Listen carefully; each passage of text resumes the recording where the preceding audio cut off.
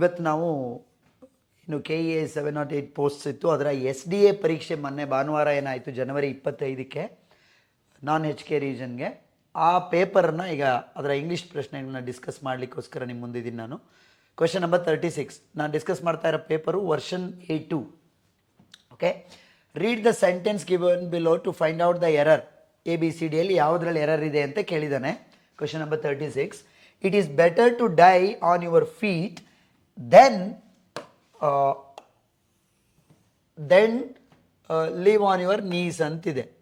So ಇದಕ್ಕೆ error ಏನು ಅಂದರೆ ದೆನ್ ಅನ್ನುವಂಥದ್ದು. ಸೊ ಇದು ನಾವು ಡಿಸ್ಕಸ್ ಮಾಡಿರ್ತೀವಿ. ಕಂಪ್ಯಾರಿಟಿವ್ ಡಿಗ್ರಿ ಕಂಪ್ಯಾರಿಟಿವ್ ಡಿಗ್ರಿಯಲ್ಲಿ THAN ದ್ಯಾನ್ ಬರುತ್ತೆ ಹೊತ್ತು THEN ದೆನ್ ಬರೋದಿಲ್ಲ. ನೋಡಿ, ಡಿಗ್ರೀಸ್ ಆಫ್ ಕಂಪ್ಯಾರಿಸನ್ ಮೇಲೆ ಈ ಪ್ರಶ್ನೆ ಬಂದಿದೆ. ಕಂಪ್ಯಾರಿಟಿವ್ ಡಿಗ್ರಿ ಅಧ್ಯಯನ ಮಾಡುವಾಗ ಬೆಟರ್ ಟು, ನೋಡಿ ಬೆಟರ್ ಎನ್ನುವ ಪದ ಕ್ಲೂ ಕೊಡ್ತಾ ಇದೆ. ಬೆಟರ್ ದ್ಯಾನ್ THAN ಬರುತ್ತೆ ಹೊರತು THEN ಅಲ್ಲ. So that is the error here. Next one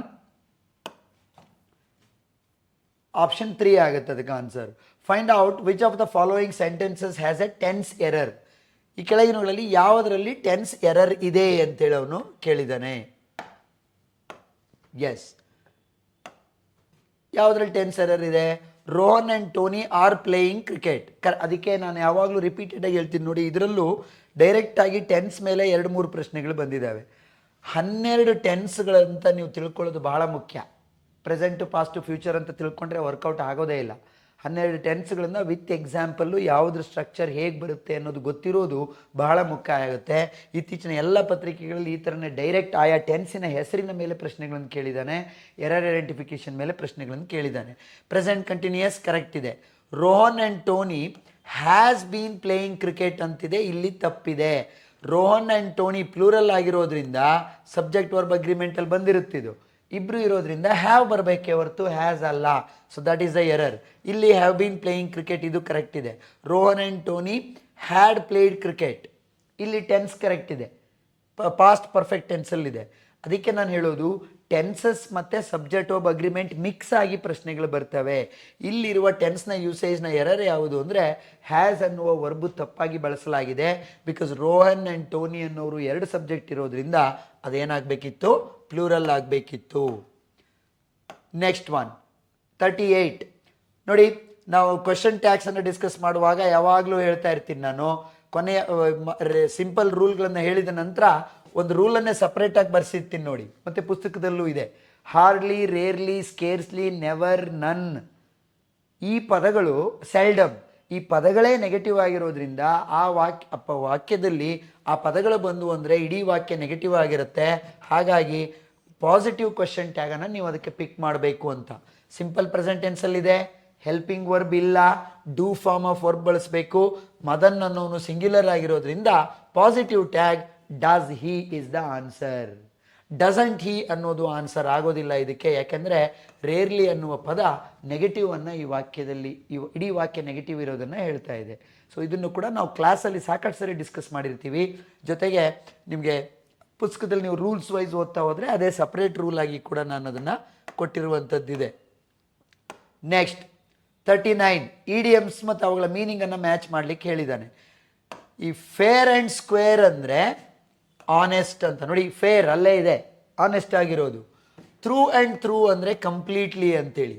big draw ನೋಡಿ, ಡ್ರಾ ಅಂದರೆ ಅಟೆನ್ಷನ್ ಅನ್ನೋದು ನಮಗೆ ಗೊತ್ತಾಗುತ್ತೆ. ಬಿಗ್ ಡ್ರಾ ಒಂದು ಹ್ಯೂಜ್ ಅಟ್ರಾಕ್ಷನ್, ಅದರ ಕಡೆ ಸೆಳಿತಾ ಇರುವಂಥದ್ದು. Go to the docks, to be ruined, completely ನಾಶ ಆಗೋದು ಅಥವಾ ಹಾಳಾಗೋದು ಅಂತ. ಆ ಆಪ್ಷನ್ ಯಾವುದರಲ್ಲಿದೆ ನೋಡಿ, A2 and B is 3. A2 B3 ಎಲ್ಲಿದೆ? ಸಾರಿ, A2 B4, A2 B4, C is 1. Option D 3. Option 2 is the answer for this particular question ಅನ್ನುವಂಥದ್ದು.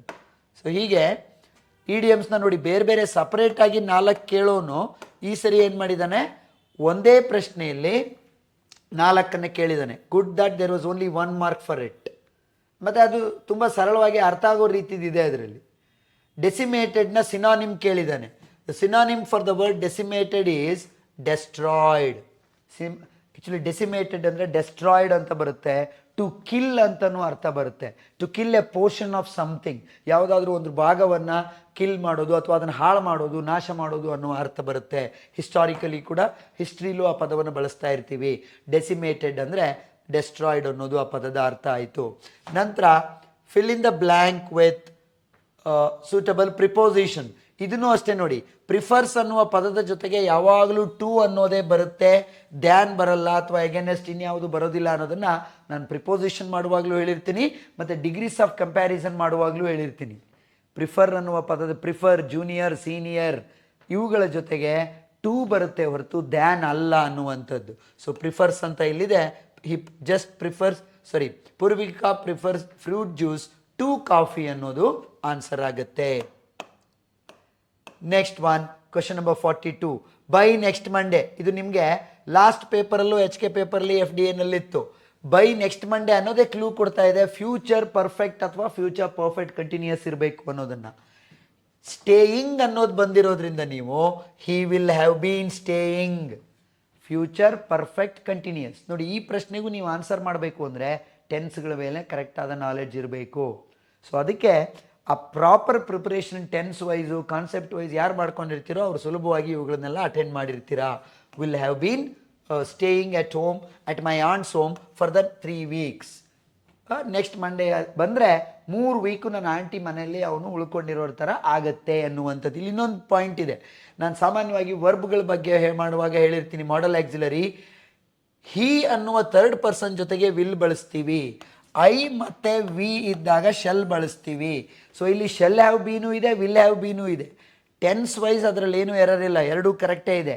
ಆದರೆ ಹಿ ಅನ್ನುವ ಥರ್ಡ್ ಪರ್ಸನ್ ಇರೋದ್ರಿಂದ ವಿಲ್ ಅನ್ನು ಬಳಸಬೇಕೇ ಹೊರತು ಶೆಲ್ ಅನ್ನೋದು ಸೂಟ್ ಆಗೋದಿಲ್ಲ. So will have been is the proper answer for this particular question. Next one, question number 43. Have you received the letters have you received the letters from your sister? Present perfect ಟೆನ್ಸಲ್ಲಿ ಇದೆ. ಅದೇ ಟೆನ್ಸಲ್ಲಿ ನೋಡಿ, ಅದಕ್ಕೆ ಕರೆಕ್ಟಾಗಿ voices ತಿಳ್ಕೊಂಡಿದ್ರೆ ಇಲ್ಲಿ ನೋಡಿ, ನಮಗೆ have you received the letters, letters are the object, letters ಈ ಕಡೆ ಬರಬೇಕು. ಬಟ್ ಹ್ಯಾವ್ ಯು ಅನ್ನೋದು ಇಲ್ಲಿರೋದ್ರಿಂದ ಹ್ಯಾವ್ ದ ಲೆಟರ್ಸ್ ಎಲ್ಲಿದೆ ಅದನ್ನೇ ಹುಡುಕಬೇಕು. ಇಲ್ಲಿ ನೋಡಿ, ಆರ್ ದ ಲೆಟರ್ಸ್ ಇದೆ, ಬೇರೆ ಟೆನ್ಸ್ ಆಯಿತು. ಇಲ್ಲಿ ಸಿಸ್ಟರ್ ಇದೆ, ಆಬ್ಜೆಕ್ಟೇ ಕರೆಕ್ಟಾಗಿ ತಗೊಂಡಿಲ್ಲ. ಹ್ಯಾವ್ ದ ಲೆಟರ್ಸ್ ಕರೆಕ್ಟ್ ಇದೆ, ಬಟ್ ಬೀಯಿಂಗ್ ಬಂದಿದೆ. ಬೀಯಿಂಗ್ ಬರೋದೆಲ್ಲಿ? ಹ್ಯಾವ್, ನಿಮಗೆ ING ಇದ್ದರೆ ಮಾತ್ರ ಬೀಯಿಂಗ್ ಬರುತ್ತೆ. ಇಲ್ಲಿ ING ಇಲ್ಲ, ಸೊ ಬೀಯಿಂಗ್ ಹೋಯ್ತು. Have the letters, have, has, had ಜೊತೆಗೆ ಪ್ಯಾಸಿವ್ ವಾಯ್ಸಲ್ಲಿ ಬರುವ ವರ್ಬ್ ಯಾವುದು ಅಂತ ಹೇಳಿರ್ತೀನಿ, ಬೀನ್ ಅನ್ನುವಂಥದ್ದು. ಹ್ಯಾವ್, ಹ್ಯಾಸ್, ಹ್ಯಾಡ್ ಬಂದಾಗ ಪ್ಯಾಸಿವ್ ವಾಯ್ಸ್ಗೆ ಬೀನ್ ಆ್ಯಡ್ ಆಗುತ್ತೆ. Have the letters been received by you from your sisters. ಇದಕ್ಕೆ ನಾನು ಕ್ಲಾಸ್ ಮಾಡುವಾಗಲಿ ಅಥವಾ ಪುಸ್ತಕದಲ್ಲಿ ನೀವು ಓದ್ಕೊಳ್ಳುವಾಗಾದರೂ ಹೇಳೋದು, ರೆಗ್ಯುಲರ್ ಪ್ಯಾಟರ್ನಲ್ಲಿ ಬರೀ ಸೆಂಟೆನ್ಸ್ಗಳನ್ನ ಪ್ಯಾಸಿವ್ ವಾಯ್ಸ್ಗೆ ಕನ್ವರ್ಟ್ ಮಾಡೋದು ಕಲಿತ್ರೆ ಆಗೋದಿಲ್ಲ. ಇತ್ತೀಚಿನ ಅನೇಕ ಪರೀಕ್ಷೆಗಳಲ್ಲಿ ಪ್ರಶ್ನಾರ್ಥಕ ವಾಕ್ಯಗಳನ್ನು, ವಿಚ್ ಮೀನ್ಸ್ ಇಂಟರಾಗೇಟಿವ್ ಸೆಂಟೆನ್ಸಸ್ಸನ್ನು ಪ್ಯಾಸಿವ್ ವಾಯ್ಸ್ಗೆ ಕನ್ವರ್ಟ್ ಮಾಡೋದನ್ನು ಕೇಳಿದ್ದಾನೆ. ಸೊ ಅದನ್ನು ಕೂಡ ನಾವು ಡಿಸ್ಕಸ್ ಮಾಡಿರ್ತೀವಿ ಕ್ಲಾಸಲ್ಲಿ. So that's why it's important that you know how to convert interrogative ಸೆಂಟೆನ್ಸನ್ನು ಹೇಗೆ ಕನ್ವರ್ಟ್ ಮಾಡ್ತಾರೆ. ಅದಾದಮೇಲೆ ಇಂಪರೇಟಿವ್ ಥರ ಬರ್ತಾರೆ, order, request, command. Close the door ಅಂತಿರುತ್ತೆ, let the door be closed, ಈ ಥರ ಕನ್ವರ್ಟ್ ಆಗುತ್ತೆ. ಸೊ ಹಾಗಾಗಿ ಅವುಗಳನ್ನು ಕೂಡ ಪುಸ್ತಕದಲ್ಲಿ ನೀವು ನೀಟಾಗಿ ಅಧ್ಯಯನ ಮಾಡ್ಕೊಂಡು ಹೋಗಿ ಅಟ್ಲೀಸ್ಟ್ ಮುಂದಿನ ಪರೀಕ್ಷೆಯನ್ನು ಬರೆಯುವಾಗ. So answer is option 4. 44, positive degree. ಇದು ನೋಡಿ, ಪಾಸಿಟಿವ್ ಡಿಗ್ರಿ ನೀಟಾಗಿ ಡಿಗ್ರಿ ಕನ್ವರ್ಷನ್ ಮಾಡುವಾಗ ಸ್ಪಷ್ಟವಾಗಿ ಡಿಸ್ಕಸ್ ಮಾಡಿರ್ತೀವಿ. ಯಾವ ವಾಕ್ಯ ನೋ ಅದರಿಂದ ಶುರುವಾಗುತ್ತೋ ಜೊತೆಗೆ ಆ್ಯಸ್ ಮತ್ತು ಆ್ಯಸ್ ಇರುತ್ತೆ, ಒರಿಜಿನಲ್ ಅಡ್ಜೆಕ್ಟಿವ್ ಇರುತ್ತೆ, ಅದಿರೋದು ಏನಾಗಿರುತ್ತೆ, ಯಾವಾಗಲೂ ಪಾಸಿಟಿವ್ ಡಿಗ್ರಿ ಸೆಂಟೆನ್ಸ್ ಆಗಿರುತ್ತೆ. ಸೂಪರ್ಲೇಟಿವ್ ಆದರೆ ದ ಮತ್ತು EST ಬಂದಿರುತ್ತೆ. ನೋ ಎನಿ ಅಲ್ಲ, ನೋ ಅದರ್ ಅಷ್ಟೇ ಬರುತ್ತೆ. ಸೊ ಅದನ್ನು ನಾವು ಪಾಸಿಟಿವ್ ಡಿಗ್ರಿ ಸ್ಟೇಟ್ಮೆಂಟ್ ಅಂತ ಕರಿತೀವಿ.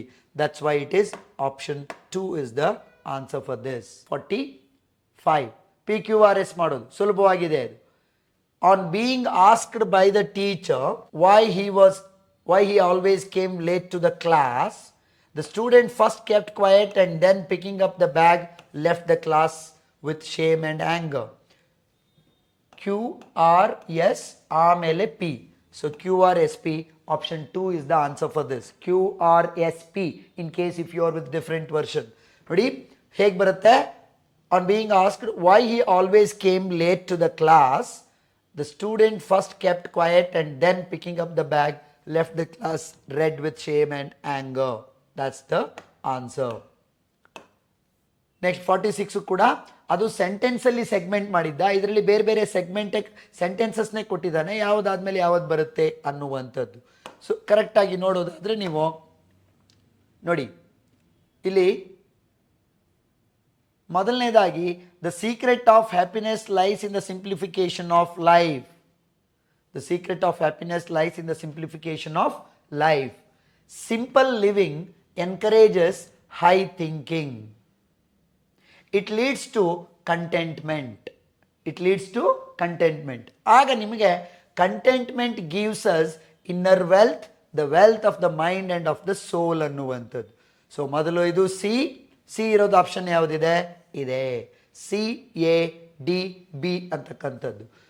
ಸೀಕ್ರೆಟ್ ಇದು ಫಸ್ಟು, ಆನಂತರ ಸಿಂಪಲ್ ಲಿವಿಂಗ್ ಎನ್ಕರೇಜಸ್, ಅದಾದಮೇಲೆ ನೋಡಿ ಇಲ್ಲಿ ಇಟ್ ಲೀಡ್ಸ್ ಟು ಕಂಟೆಂಟ್ ಬರುತ್ತೆ ಅಂದಮೇಲೆ ಕಂಟೆಂಟ್ಮೆಂಟ್ ಗಿವ್ಸ್ ಅಸ್ ಅನ್ನೋದು ಅದ್ರ ನೆಕ್ಸ್ಟ್ ಬರುತ್ತೆ ಅನ್ನೋದು ಕಾಮನ್ ಸೆನ್ಸ್. ಸೊ ಅದನ್ನು ಅರ್ಥ ಮಾಡ್ಕೊಳ್ಳುವ ಪ್ರಯತ್ನ ಮಾಡಬೇಕು. CADB is the answer for this particular question ಅನ್ನುವಂಥದ್ದು. Find the antonym of the word by adding prefix ಕೇಳಿದಾನೆ ಅಷ್ಟೇ ಇಲ್ಲಿ. Join, disjoin. ಜಾಯಿನಿಗೆ ಅಪೋಸಿಟ್ ವರ್ಡ್ ನೀವು ಆಂಟಾನಿಮ್ ಸೇರಿಸಿ ಮಾಡಬೇಕು ಅಂದರೆ ಯಾವುದಾಗುತ್ತೆ? ಡಿಸ್ಜಾಯಿನ್ ಅನ್ನುವಂಥದ್ದಾಗತ್ತೆ. ನೆಕ್ಸ್ಟ್ ಇಲ್ಲಿ ನಿಮಗೆ ಕ್ಲೋಸ್ ಟೆಸ್ಟ್ ಅಂತ ಕರಿತೀವಿ ಇದನ್ನ. Question number 49 to 51.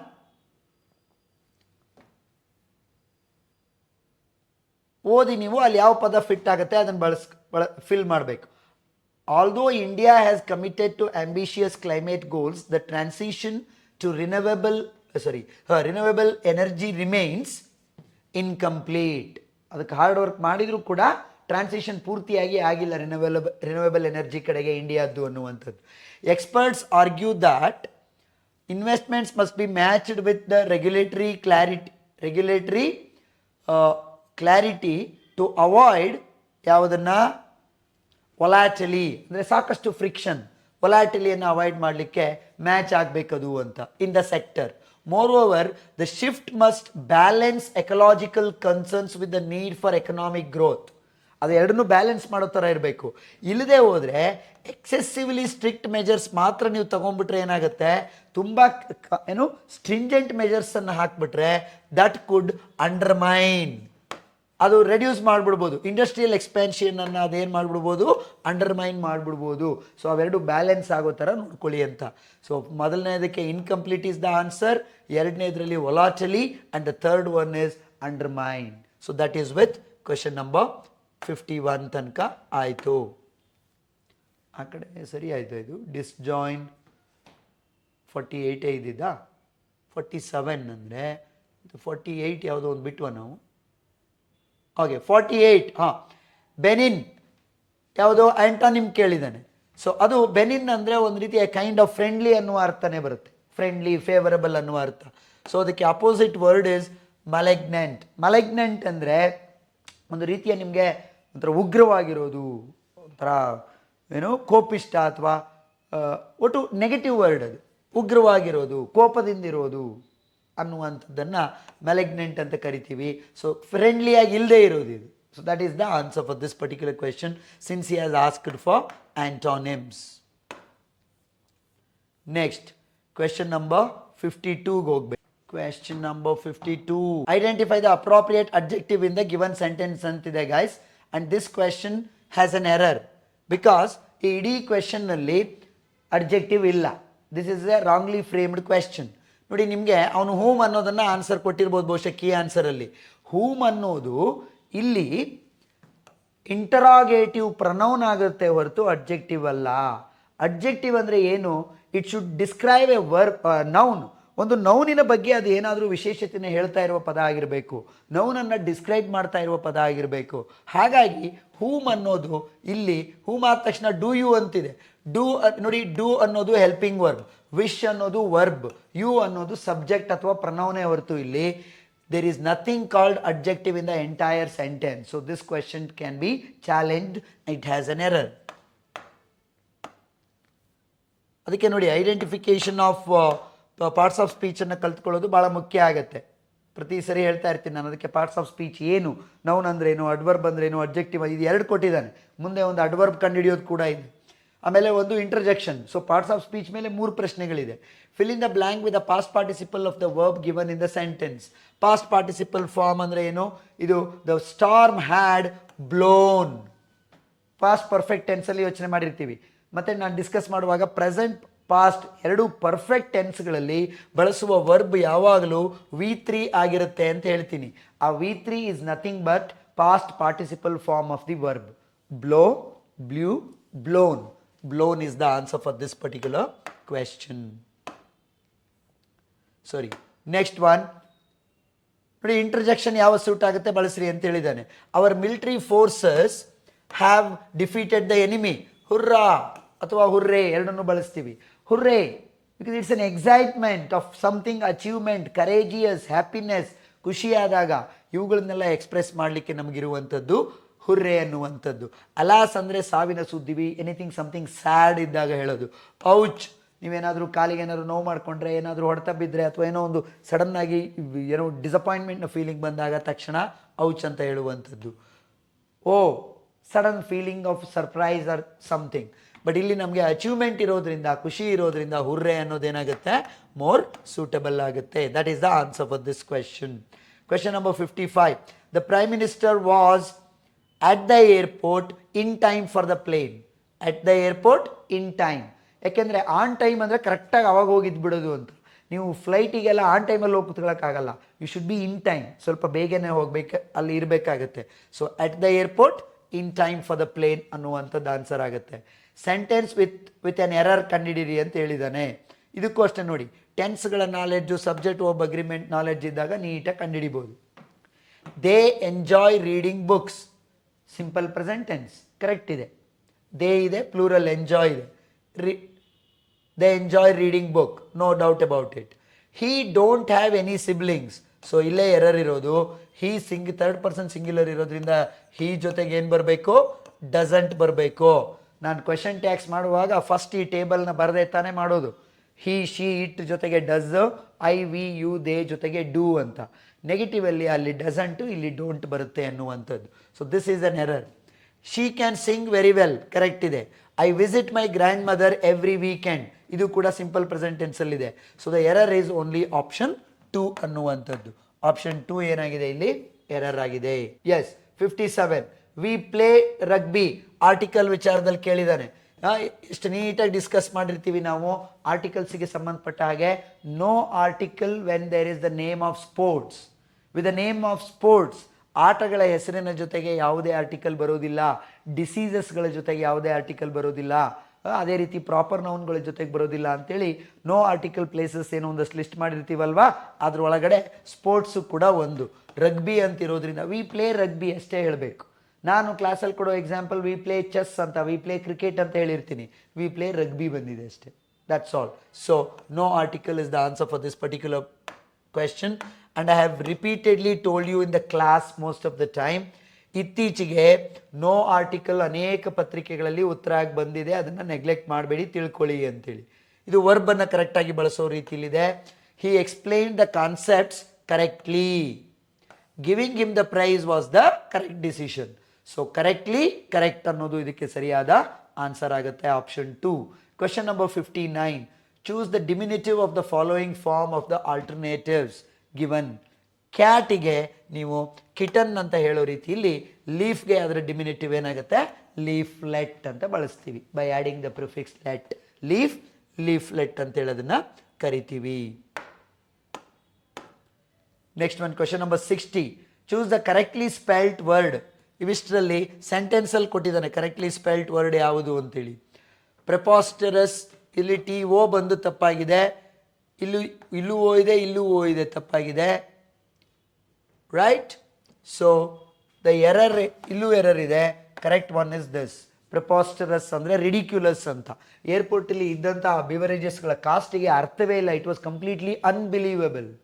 ರಿಡಿಕ್ಯುಲಸ್ ಅಥವಾ ಅದನ್ನು ಅನ್ಬಿಲೀವಬಲ್ ಅನ್ಬೋದು. ಥರ ಬಾಯಿ ಮೇಲೆ ಬೆರಳಿಟ್ಕೊಳ್ಳೋ ಅಷ್ಟಿತ್ತು, ಅಷ್ಟು ಕಾಸ್ಟ್ಲಿ ಇತ್ತು ಏರ್ಪೋರ್ಟಲ್ಲಿ ಬೀವರೇಜಸ್ಗಳ ಕಾಸ್ಟ್ ಅನ್ನುವಂಥದ್ದು. ಇಟ್ ಈಸ್ ಅನ್ಬಿಲೀವೇಬಲ್ ಅನ್ನುವ ಅರ್ಥವನ್ನು ಈ ಪದ ಕೊಡುತ್ತೆ. ಮತ್ತು ಅದರ ಸರಿಯಾದ ಸ್ಪೆಲ್ಲಿಂಗ್ ಇದು ಪ್ರಿಪೋಸ್ಟರಸ್ ಅನ್ನುವಂಥದ್ದು. Okay, fine. So question number 61 ನೋಡಿ, ಪಂಕ್ಚುಯೇಟ್ ದ ಫಾಲೋಯಿಂಗ್. 5ನೇ ಕ್ಲಾಸ್ ಮಕ್ಕಳಿಗೆ ಕೊಟ್ಟರು ಕರೆಕ್ಟಾಗಿ ಮಾಡುವಂಥ ಪ್ರಶ್ನೆ ಇದು.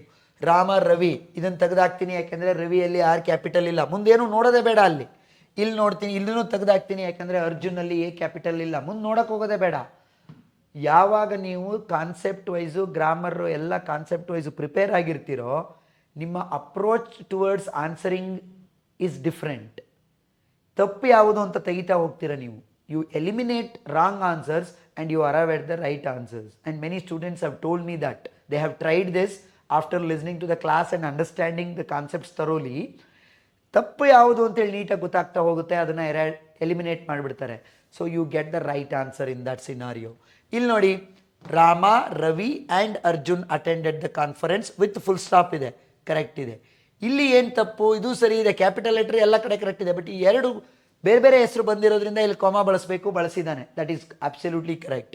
ಇಲ್ಲಿ ರಾಮ ಪಕ್ಕದಲ್ಲಿ ಕಾಮ ಇಲ್ಲ, ರಾಮ ಅಥವಾ Rama whatever you say, comma ಇಲ್ಲದೆ ಇರೋದ್ರಿಂದ ಎರಡು ಡಿಫ್ರೆಂಟ್ ನೇಮ್ಸ್ ಮಧ್ಯದಲ್ಲಿ ಲಿಸ್ಟ್ ಮಾಡುವ you have to use a comma. So that is missing here. This is wrong, this is wrong. Option 3 is the right answer for this question. Okay, yes. Now the next one. Question number 62.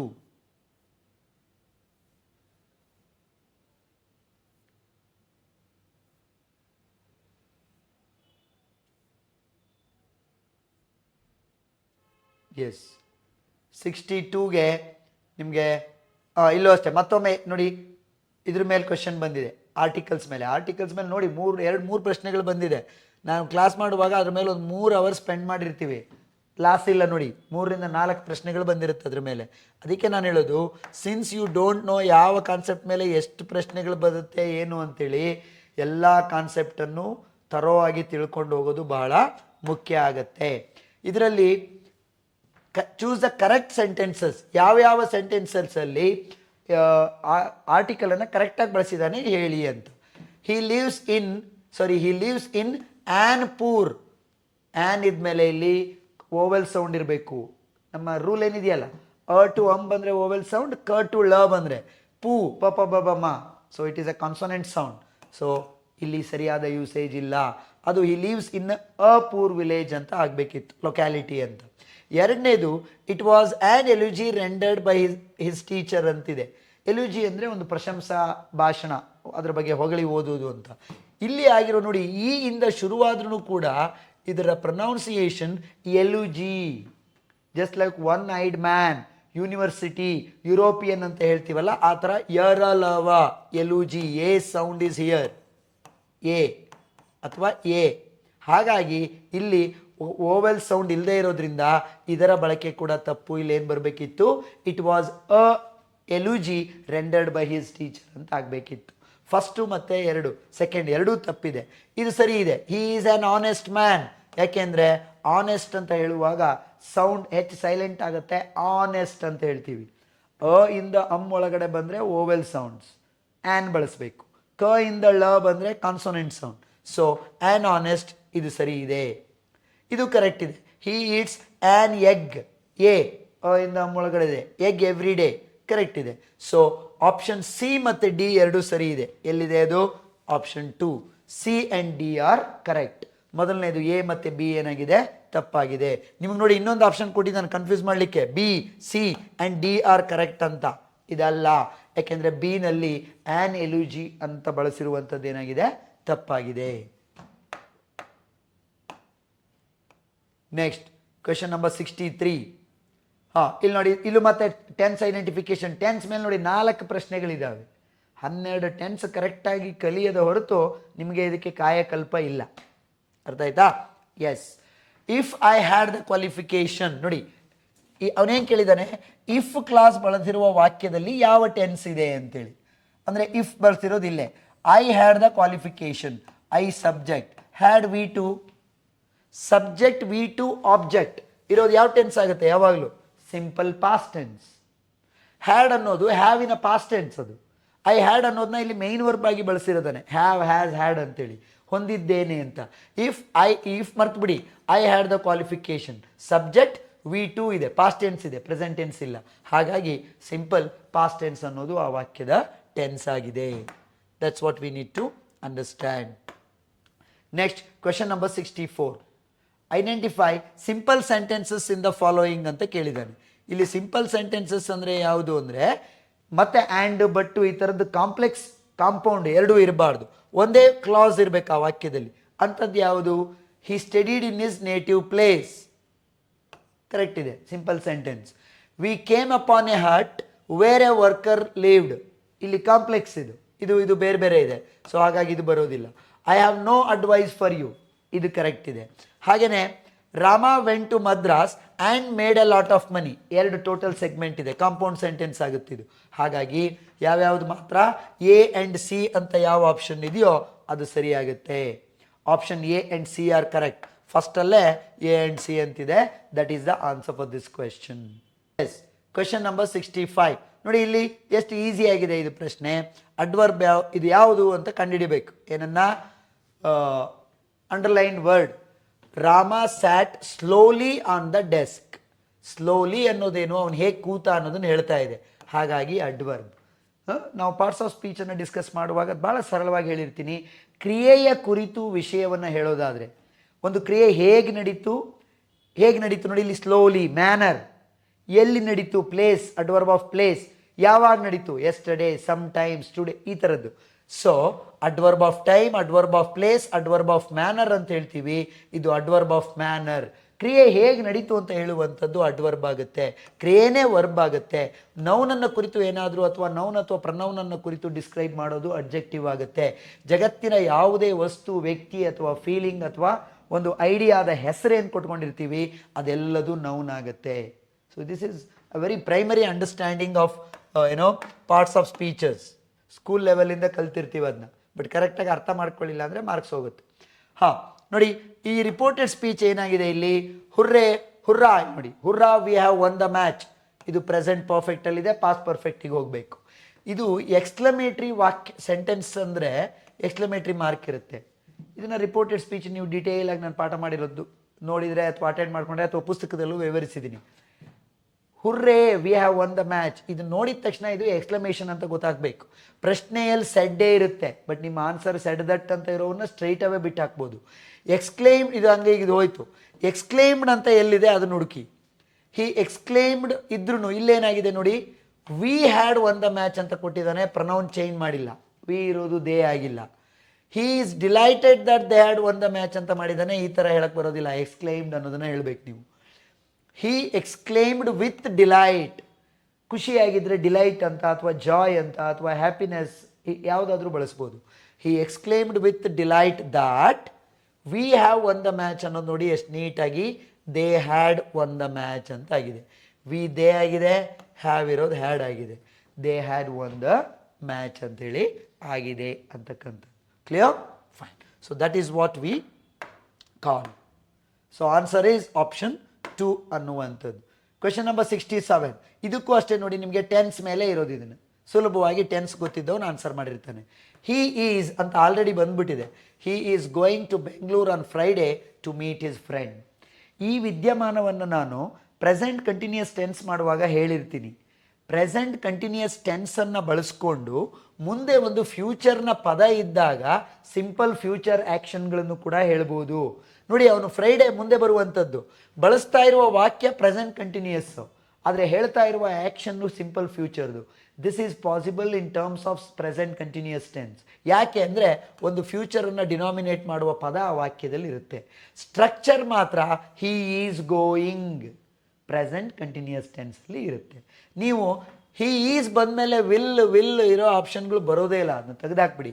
ಆಮೇಲೆ he is ಬಂದಮೇಲೆ ಗೋನು ಬರೋದಿಲ್ಲ.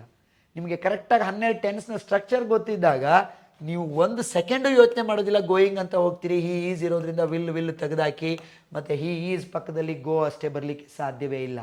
Am, is, R ಬಂದು ಅಂದರೆ ING fix ಇದ್ದೇ ಇರುತ್ತೆ. ಹಾಗಾಗಿ answer is option 4 which is going. Question number 68, ಇದು ಮತ್ತೆ ಆರ್ಟಿಕಲ್ ಮೇಲೆ ಬಂದಿರುವ ಪ್ರಶ್ನೆ. ಹಿ ಪರ್ಚೇಸ್ಡ್, ನೋಡಿ ಇದನ್ನು ನಾನು ಲಾಸ್ಟ್ ಪರೀಕ್ಷೆ ಯಾವುದೋ ಒಂದು ಪತ್ರೆಯಲ್ಲಿ ಒನ್ ಐಡ್ ಮ್ಯಾನ್ ಅಂತ ಬಂದಿದೆ. ಒನ್ ಐಡ್ ಮ್ಯಾನ್ ₹1 ಬಂದಿತ್ತು. ಇಲ್ಲಿ ಒನ್ ವೇ ಟಿಕೆಟ್ ಅಂತ ಬಂದಿದೆ. ಒನ್ ಕ್ಲಾಸ್ ಅಲ್ಲಿ ಮಾಡುವಾಗ ಹೇಳಿದ್ದು, ಎಷ್ಟು ಸರಿ ಹೇಳಿದ್ದೀನಿ, ₹1 ಕಾಯಿನ್, ಒನ್ ಐಡ್ ಮ್ಯಾನ್ ಅಂತ. ಒನ್ ಅಂತ ಬಂದ ತಕ್ಷಣ ಅದು ಒನ್ ಅಲ್ಲ, ಎರಲವ ವ. ಹಾಗಾಗಿ answer is A. He has purchased a one way ticket. One way ticket. O ಅಲ್ಲ, ಇದು ವ, ಎರಲವ. ಕಾನ್ಸೋನೆಂಟ್ ಸೌಂಡ್ ಇರೋದ್ರಿಂದ ಎ ಅನ್ನು ಬಳಸಬೇಕಾಗತ್ತೆ. ಆರ್ಟಿಕಲ್ಸ್ ಮೇಲೆ ನೋಡಿ 3-4 ಪ್ರಶ್ನೆಗಳು ಬಂದಿರುವಂಥದ್ದು. ಸೊ ಅವುಗಳನ್ನೆಲ್ಲ ನಾವು ಕನ್ಫರ್ಮ್ ಆಗಿ ತರೋ ಮಾಡ್ಕೊಳ್ಬೇಕಾಗತ್ತೆ ಅನ್ನುವಂಥದ್ದು. ಅದಕ್ಕೆ ಲಾಸ್ಟ್ 2 ಒನ್ ವರ್ಡ್ಗಳನ್ನ ಕೇಳಿದಾನೆ. ಅವು ಕಾಮನ್ ಆಗಿ ಯಾರಾದರೂ ಬರಿಬಹುದಾದಂಥ ಪ್ರಶ್ನೆಗಳಿದ್ದಾವೆ, ಸುಲಭವಾಗಿದ್ದಾವೆ. A group of people similar interest or professions. ಅವರನ್ನು ಆ್ಯಕ್ಚುಲಿ ಫ್ರೆಟರ್ನಿಟಿ ಅಂತ ಕರಿತೀವಿ. ಆದರೆ ಫ್ರೆಟರ್ನಿಟಿ ಒಂದೇ ಕೊಟ್ಟಿದ್ರೆ ಸರಿ ಇತ್ತು, ಕಮ್ಯುನಿಟಿನೂ ಕೊಟ್ಟಿದ್ದಾನೆ. ಹಾಗೆ ನೋಡಿದರೆ ಫ್ರೆಟರ್ನಿಟಿಗೆ ಕಮ್ಯುನಿಟಿ ಅನ್ನೋದು ಸಿನಾನಿಮ್ ಆಗುತ್ತೆ. ಅವು ಎರಡನ್ನೂ ನಾವು ಸರಿ ಆನ್ಸರ್ ಅಂತ ಭಾವಿಸ್ಬೋದು. ಬಟ್ ಅವನು ಮೋರ್ ಲೈಕ್ಲಿ ಫ್ರೆಟರ್ನಿಟಿನ ಕೊಡ್ಬೋದು. But it is not correct. ಆ ಥರ ಆಂಬಿಗ್ಯುಟಿ ಇರುವಂಥದ್ದನ್ನು ಯಾವ ಕಾರಣಕ್ಕೂ ಕೇಳಬಾರ್ದು. ಸಮೀಪದಲ್ಲಿ ಅದೇ ಅರ್ಥ ಕೊಡುವಂಥದ್ದು. ಕಮ್ಯುನಿಟಿ ಅಂತಲೂ ಹೇಳ್ಬೋದು, ಸಿಮಿಲರ್ ಇಂಟ್ರೆಸ್ಟ್ ಅಥವಾ ಸಿಮಿಲರ್ ಪ್ರೊಫೆಷನನ್ನು ಶೇರ್ ಮಾಡುವಂಥ ಪೀಪಲ್ಗಳನ್ನು. So in my opinion both are correct, fraternity and community. And the last question is, ಇದನ್ನು ಪದೇ ಪದೇ ಕೇಳಿರ್ತೀರಾ, ಸ್ವಜನ ಪಕ್ಷಪಾತ ಅಂತ. ಏನು ಸ್ವಜನ ಪಕ್ಷಪಾತ ಅಂದರೆ undue favour shown by a person in power to his relatives. ಅಧಿಕಾರದಲ್ಲಿರುವ ವ್ಯಕ್ತಿ ತನ್ನ ರಿಲೇಟಿವ್ಸ್ಗೆ, ತನ್ನ ಸಂಬಂಧಿಕರಿಗೆ ಏನಾದರೂ ಉಪಯೋಗ ಮಾಡಿಕೊಡೋದು, ಫೇವರ್ ಮಾಡೋದು, ಜಾಬ್ ಕೊಡಿಸೋದು, ಯಾವುದೇ ಇರ್ಬೋದು, ಅಂಥ ಕೆಲಸ ಎಲ್ಲ ಮಾಡೋದನ್ನು ನೆಪೋಟಿಸಮ್ ಅಂತ ಕರೀತಾರೆ ಇಂಗ್ಲೀಷಲ್ಲಿ. ಅದರ ಕನ್ನಡ ಪದ ಸ್ವಜನ ಪಕ್ಷಪಾತ. ಕೇಳಿರ್ಬೇಕು ನೀವು, ಒಬ್ಬ ಡಿಗ್ರಿ ಹೋಲ್ಡರ್ ಆಗಿದ್ದರೆ ಇಷ್ಟರೊಳಗೆ ಈ ಪದ ಎಲ್ಲೋ ಒಂದು ಕಡೆ ಬಂದಿರುತ್ತೆ, ನೆಪೋಟಿಸಮ್. ರೈಟ್? ಎಸ್. ಕ್ಯಾಪಿಟಲಿಸಮ್ ಅಂದರೆ ಬಂಡವಾಳಶಾಹಿ, ನಿಮಗೆ ಗೊತ್ತು.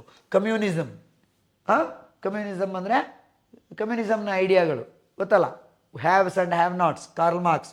ಕರಪ್ಷನ್ ಅಂದರೆ ನನಗೂ ಗೊತ್ತಿಲ್ಲ, ನಿಮಗೂ ಬಹುಶಃ ಗೊತ್ತಿರಲ್ಲ ಅಂತ ಅನ್ಕೋತೀನಿ. ಗೊತ್ತಾಯ್ತಲ್ವಾ? This was according to me.